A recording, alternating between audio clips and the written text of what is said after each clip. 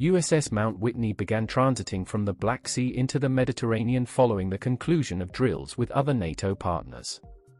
As a response, Russian President Vladimir Putin has complained about a dangerous increase in military activity by the United States and its allies in the Black Sea region, with greater Western spy plane activity, more strategic bombers flights, and the presence of 2 US warships. Military tensions between Russia and NATO at 2 major flashpoints, the Polish-Belarusian border and the Black Sea region in Ukraine, have escalated further over the weekend. Both Ukraine and Poland have for decades been cornerstones of the US-led NATO encirclement of Russia following the 1991 dissolution of the Soviet Union. As the EU and NATO are illegally denying entry to thousands of refugees at the Polish-Belarusian border, NATO member states have been escalating military threats against Belarus while claiming that Russia was behind the crisis and using the refugees to engage in hybrid warfare.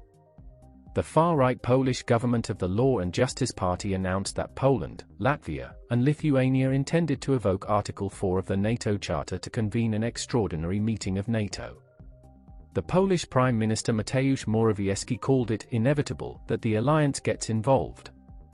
Last week, the UK already deployed troops to the border to assist the Polish government in its border standoff with Belarus. The Russian government has responded to NATO's growing military threats with a joint Russian-Belarusian paratrooper exercise in which 2 Russian paratroopers died. The Kremlin has rejected claims that it was engaging in hybrid warfare on the border through the refugees and insists that it has nothing to do with the crisis. Russia's foreign minister also denounced plans by the European powers to sanction Aeroflot, Russia's biggest airline, for allegedly flying refugees to Belarus. Putin, however, also rejected the threats of Belarusian President Alexander Lukashenko to cut off gas supplies through the Yamal-Europe pipeline, which crosses from Russia through Belarus to Europe. The Kremlin has backed the Belarusian president since a mass protest movement erupted against him last year, but relations have been tense, and Moscow has tried to make Lukashenko leave office as soon as possible, so far without success. Russia has called for direct discussions with the EU to resolve the crisis. The Russian press has also long waged a vicious, racist campaign against refugees fleeing to Europe, including those on the Polish-Belarusian border, as well as against migrants in Russia itself. With full backing from the EU, the Polish army has violently cracked down on the defenseless refugees, who have fled the ruins, social disasters, and civil wars created by imperialism in the Middle East. At least 8 have already died, and many more are at risk of freezing to death as temperatures have dropped well below 0 degrees Celsius. The hysterical campaign against refugees and Russia by the far-right Polish government, which has banned mention of Polish anti-Semitism and openly collaborates with fascists, has been echoed across the European press.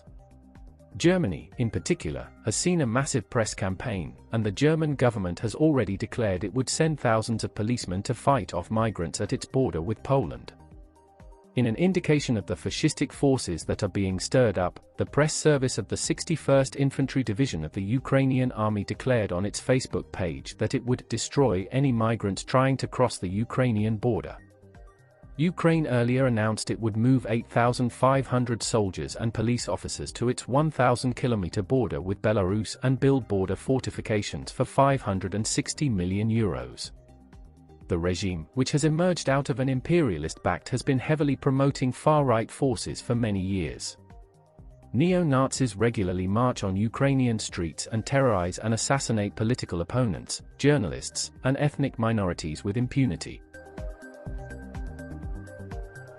The dangerous escalation along the Polish-Belarusian border is unfolding as NATO is simultaneously stepping up pressure on Russia further south in Eastern Europe, in the Black Sea region, and Ukraine. The US has sent a missile destroyer, the tanker USNS John Lenthall, and the staff ship USS Mount Whitney to participate in the US Joint Forces Command Europe military drills in the Black Sea. Additionally, the British press reported that the UK was preparing to send 600 troops to Ukraine. The Russian Foreign Ministry has published a statement calling the activities of the US a destabilizing factor in the Black Sea region, one of the goals of which is the military conquest of Ukrainian territory. In an interview with Russian state television, Russian President Vladimir Putin described the US warship deployment to the Black Sea as a serious challenge, and added, "This is creating the impression that they will just not allow us to let our guard down. Well, let them know that we're not letting our guard down." He also reiterated the Kremlin's position that any attempts by NATO to admit Ukraine to the alliance were unacceptable for Russia. The latest escalation in the Black Sea region, the third major provocation of NATO in this region this year, began with completely unsubstantiated claims by the US in late October that Russia was moving troops near Ukraine's border. These claims were initially rejected not only by Russia but also by Ukraine. Washington then sent its CIA director to Ukraine and then signed a strategic partnership agreement with Ukraine's Foreign Minister Dmytro Kuleba at the State Department. In the agreement, the United States vowed to continue to back Ukraine both militarily and economically. Concerning Ukraine's potential entry to NATO, regarded as a red line by Moscow, the document backs Ukraine's right to decide its own future foreign policy course free from outside interference, including with respect to Ukraine's aspirations to join NATO. Several articles in the Russian press have discussed it as likely that within the next month the Pentagon is planning to back Ukraine in a war over the Crimean Peninsula, which was annexed by Russia in 2014, and the Donbass, a region in East Ukraine that has been controlled by pro-Russian separatists since 2014. This February, the Ukrainian government announced a military strategy to retake the Crimean Peninsula, triggering a crisis that lasted several weeks. Kiev has now deployed 8,500 troops to its side of the border with Russia and has announced that it would relocate parts of its fleet from the Black Sea to the Azov Sea.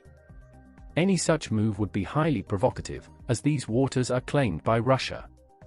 In 2018, Ukraine, with US backing, sent 3 warships to the Azov Sea, provoking a military standoff with Russia. The military crises in Eastern Europe are unfolding against the backdrop of a profound destabilization of capitalist society amidst the pandemic, which is still claiming thousands of lives every day. The resulting social and political tensions and the growth in the class struggle, especially in the United States, are major factors driving the increasingly reckless ratcheting up of tensions by the imperialist countries with Russia.